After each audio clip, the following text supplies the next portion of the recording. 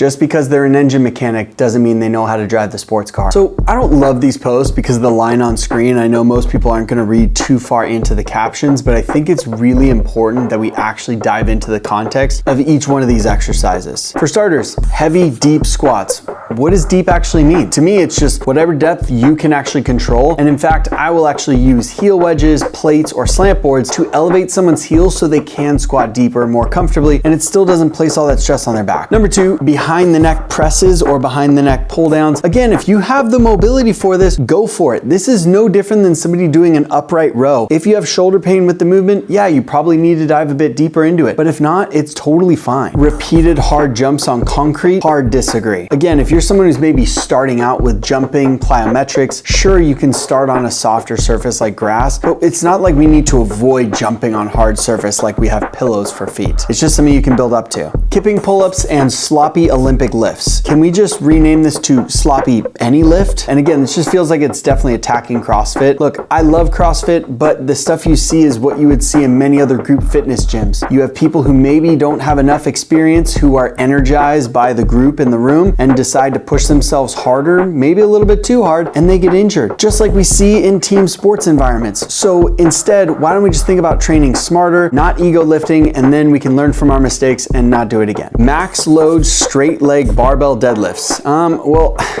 oddly specific, but I have talked about this in a lot of my previous videos. The deadlift is just known for having a higher risk profile compared to other exercises when it comes to adding weight, because there's a good chance that your lower back might fail before your legs do. Again, going back to my previous point of ego lifting and sloppy form because you lifted more than your body was prepared for. So please just take your time while doom scrolling to read the entire caption, really analyze the points that they're making, and use your best judgment in the gym. Just because he's a spine surgeon and he went through spine surgery does not make him qualified to understand the biomechanics of lifting weights and exercise. Just because they're an engine mechanic doesn't mean they know how to drive the sports car.